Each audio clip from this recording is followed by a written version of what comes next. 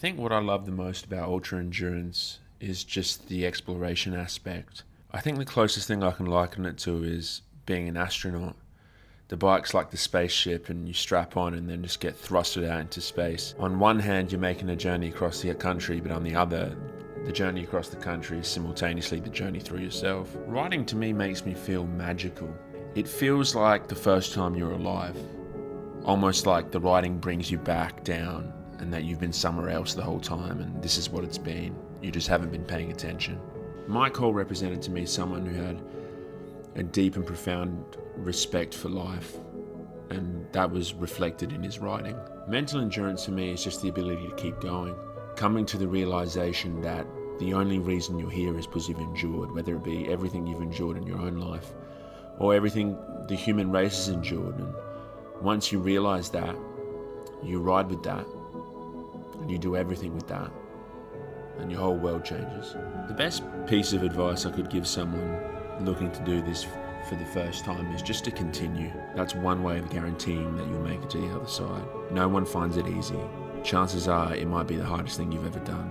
If you can accept that and realize that it's going to be like that, it won't faze you and you'll just continue. The meaning of life for me personally is just to live. I think that's why we have a body and a mind, just to serve that function. Rides like this almost give you a newfound respect for life and help you develop a skill set for you to be able to go back out into the world and live the best way you can.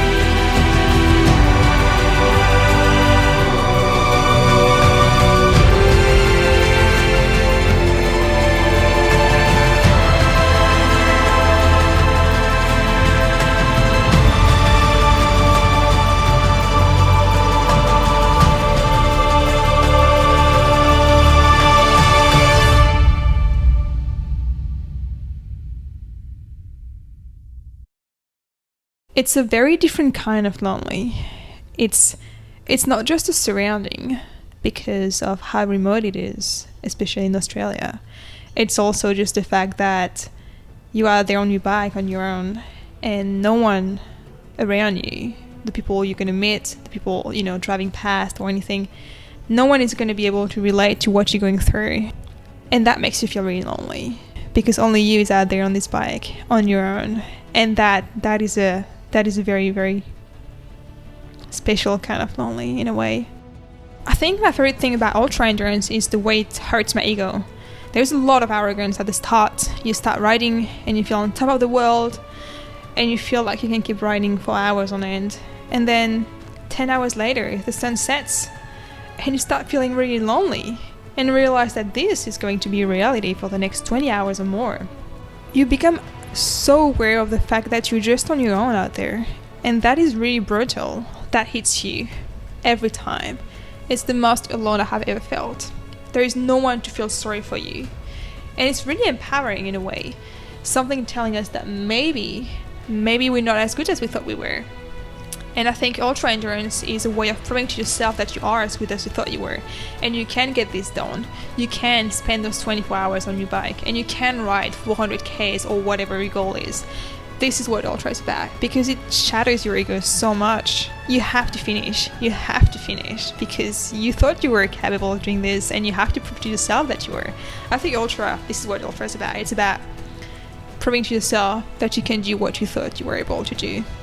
It really pushes you into this corner, and it forces you to dig deep within yourself to find the strength to keep going. And in that moment, this is when the ride starts. The ride starts when you want to quit. And it can be 100 Ks in, it can be 200 Ks in, it can be 5 days in, it doesn't matter. When you want to quit, this is when the real ride starts. And ironically, ultra is the quickest way to break your ego, but it's also the quickest way to inflate it. Because the feeling of satisfaction you get at the end of a long ride far outweighs any mental hardship you've gone through over the past 24 hours. This is just something, those 30 seconds at the end of the ride, where you can look back and think, I have ridden 400 Ks, this makes it worth it. This feeling at the end, it makes everything worth it. Mental endurance to me is this ability to push through no matter what. You quickly realize that no one cares out there. You're going to have to either pick yourself up or quit on day one. Sure, things are going to get hard, but that doesn't mean you have to stop riding. You can feel crap and still ride, and you can feel sad and still ride, and you can feel like quitting and still keep on riding. Riding has to become an automatism. You have to get to the point where you can stare at the white line for 10 hours straight, get to the end, and feel like you've just started. You need to quit trying to motivate yourself. It's a waste of time and energy. Ultra endurance is mind-numbing and it's soul-sucking. It's just what it's about, and no one wakes up one day and wants to go riding 15-20 hours a day for 20 days in a row. Maybe you want to do it on day one, but not after that. No one wants to do that for 20 days in a row. You're going to be exhausted, and you're going to be sore and mentally wrecked. You're going to have your ego broken, and you are going to want to quit every single day. And it's just going to have to learn to be okay with that. Because once you've accepted that, everything gets a lot easier. And the minute you stop dwelling over your lack of motivation and start focusing on just getting it done no matter what, things get easier. They really do. I think focus is the key here. You don't want to quit. And as soon as it's over, you're going to wish you were back on the road. You just have to remember this. And you got to be patient with yourself. You got to give yourself some credit.